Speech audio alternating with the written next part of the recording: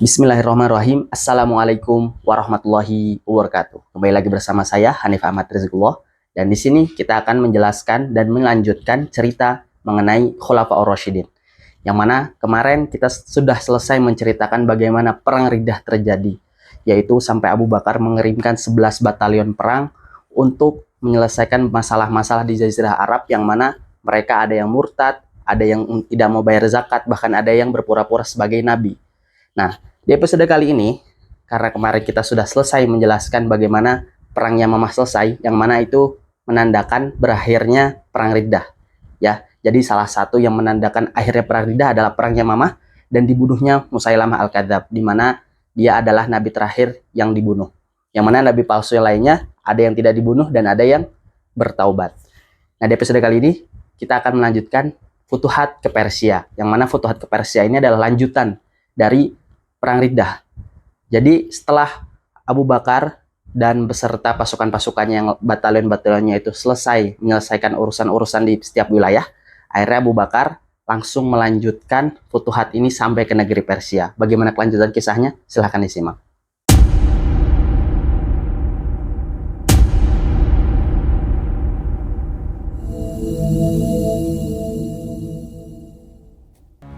Nah, sebagaimana yang kita tahu, Abu Bakar As-Siddiq ini dibaiat pada tahun 11 Hijriah, dan kurang dari setahun karena beliau dibaiat di pertengahan tahun 11 Hijriah ini, kurang dalam setahun akhirnya Abu Bakar As-Siddiq berhasil menyatukan kembali wilayah Jazirah Arab, yang mana saat itu pada berpisah dikarenakan mereka murtad sepeninggal Rasul Shallallahu Alaihi Wasallam.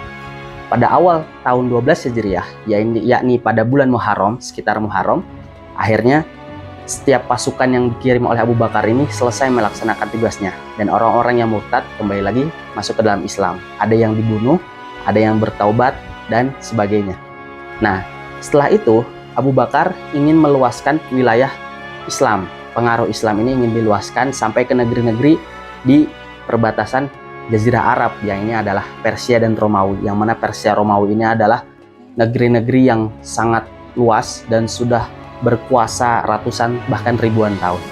Nah, Romawi ini dari zaman Rasul Shallallahu Alaihi Wasallam sudah terjadi beberapa konflik, yaitu ketika perang Mu'tah, Tabuk, dan sebagainya. Setelah selesai perang Riddah, maka ada dua sahabat yang diperintahkan oleh Abu Bakar untuk memimpin pasukan menuju ke Irak, yaitu adalah Khalid bin Walid dan Iyad bin Ghanam.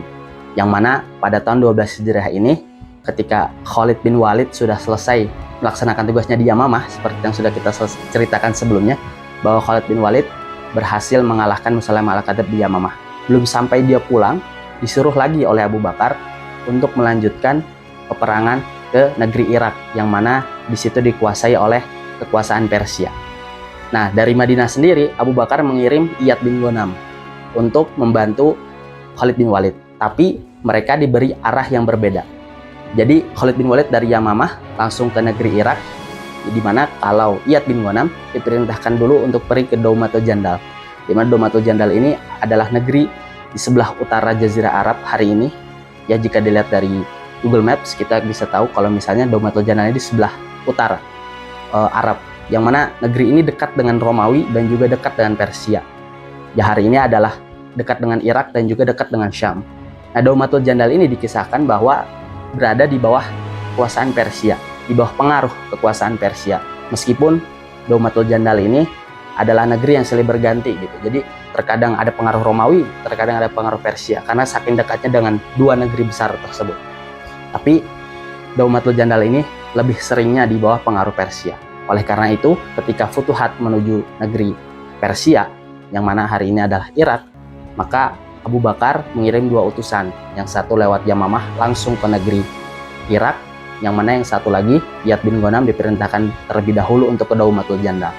Nah, di sini Abu Bakar memberikan instruksi bahwa siapapun yang berhasil sampai duluan ke Al-Hirah. Al-Hirah adalah suatu negeri di Persia, di Irak sana, yang mana Al-Hirah ini adalah salah satu pusatnya gitu, pusat kekuasaan Persia. Jadi ada beberapa negeri yang dijadikan pusat kekuasaan di mana ada rajanya gitu. Nah, siapapun yang pertama kali menyampai Al-Hirah di Irak, maka dia akan memimpin seluruh pasukan. Jadi dari dua pasukan, siapapun yang pertama kali sampai ke Al-Hirah, Dia menjadi pemimpin tertinggi dari seluruh pasukan yang dikirimkan ke Irak. Nah, Abu Bakar memberikan instruksi kepada komandan-komandan perangnya, yaitu Khalid bin Walid dan Iyad bin Ghanam, agar memberikan pilihan terlebih dahulu kepada kota-kota dan negeri-negeri yang mereka lewati, yang mana mereka ini kan baru memasuki wilayah Irak, yang mana Islam kan sebelumnya cuma di Jazirah Arab. Abu Bakar memerintahkan agar mereka memberikan 3 pilihan kepada setiap negeri dan kota yang mereka singgahi, yaitu pertama adalah masuk Islam, dan jika tidak mau harus membayar jizyah, yang mana jika membayar jizyah berarti mereka berada di bawah kekuasaan kaum muslimin, dan jika masih tidak mau baru akhirnya mereka diperangi, dan disinilah Futuhat pertama ke negeri Persia. Nah, pada tahun 12 Hijriah ini, pada rentetan peristiwa Futuhat di Irak, maka terjadi banyak sekali perang ya.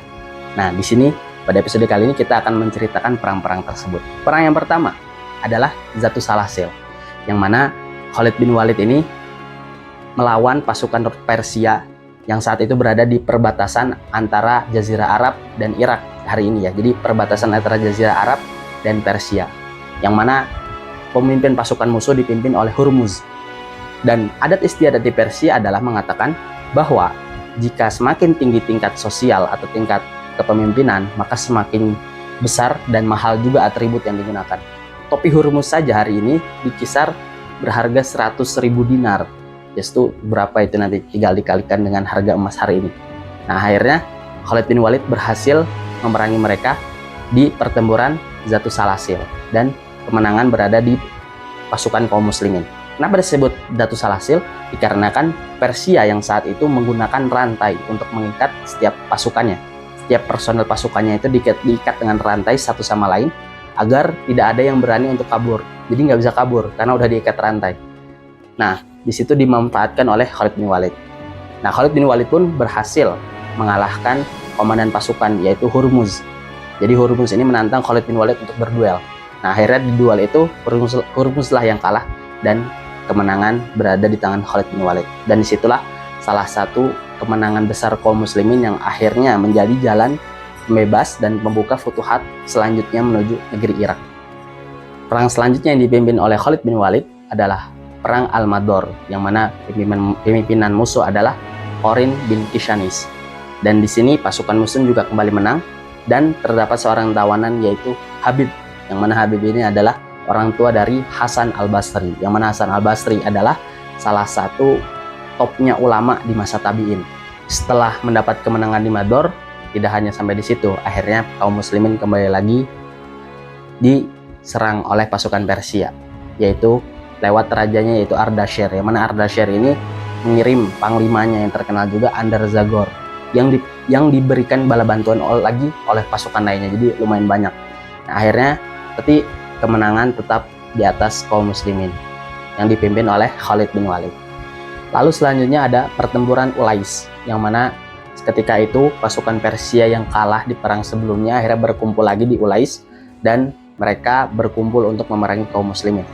Nah, ketika bangsa Persia, pasukan Persianya itu lagi mengumpulkan makanan, tiba-tiba mereka disergap oleh kaum muslimin, dan akhirnya kaum muslimin mendapatkan kemenangan, meskipun ternyata tentara Persia masih memberikan perlawanan yang sangat kuat kepada Khalid bin Walid. Setelah menang dari pertempuran di Ulais, akhirnya Khalid bin Walid sampai juga di negeri Al-Hirah, yang mana ini adalah tujuan dari pasukannya Khalid bin Walid dan Iyad bin Ghanam tadi. Nah, tapi kota Al-Hirah ini malah membuat kesepakatan damai dengan Khalid bin Walid, yang akhirnya Al-Hirah ini tidak diperangi dan damai. Jadi kemenangannya dicapai dengan kedamaian. Kenapa kota Al-Hirah ini begitu penting? Dikarenakan kota Al-Hirah adalah salah satu pusat dari kekuatan Persia di Irak. Dan salah satu lainnya ada Al-Madain gitu. Jadi Al-Madain itu seperti ibu kota, Al-Hirah ini kayak kota-kota besarnya, yang salah satu menjadi tempat kuat dari pasukan Persia yang berkuasa di Irak.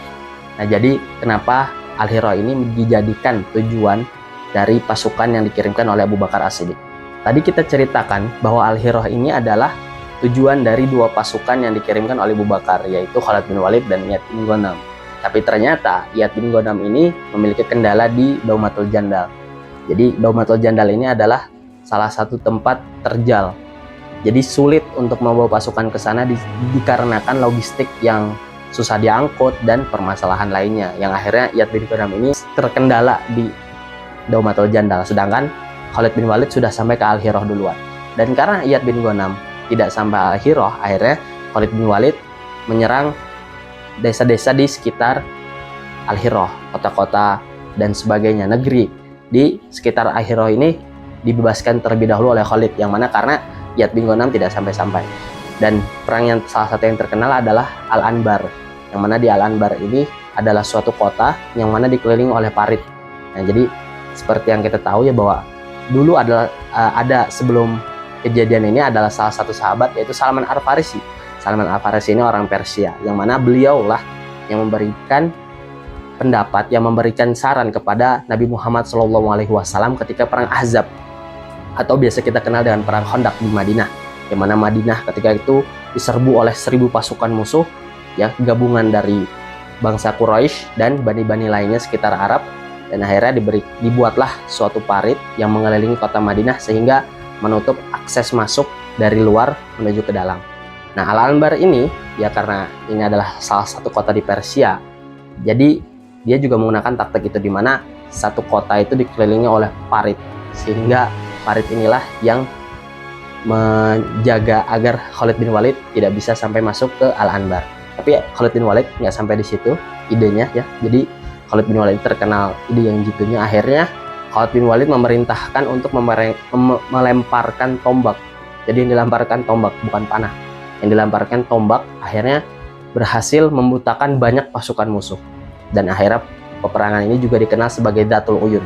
Dan akhirnya Al-Anbar pun dibebaskan gitu. Jadi sebenarnya bukan terakhir sih, nanti ada lanjutannya. Tapi untuk di episode kali ini, maka perang yang terakhir yang dilakukan oleh Khalid adalah perang Ain Tamar. Yang mana perang Ain Tamar ini juga adalah salah satu kota atau negeri ya di dekat Al-Hirah, yang mana dibebaskan oleh Khalid bin Walid. Nah, setelah dari Ain Tamar ini akhirnya Khalid mendapatkan berita dan surat mengenai pasukannya Iyad bin Ghanam yang tertahan di Daumatul Jandal. Jadi Khalid bin Walid akhirnya tahu bahwa Iyad bin Ghanam ini kok nggak datang karena terhambat di Daumatul Jandal yang sulit untuk dibebaskan. Akhirnya Khalid bin Walid pun membantu Iyad bin Ghanam di Daumatul Jandal. Nah, jadi itu dulu sekian beberapa perang yang ada di episode kali ini. Sebenarnya masih banyak perang yang nanti ada di Persia.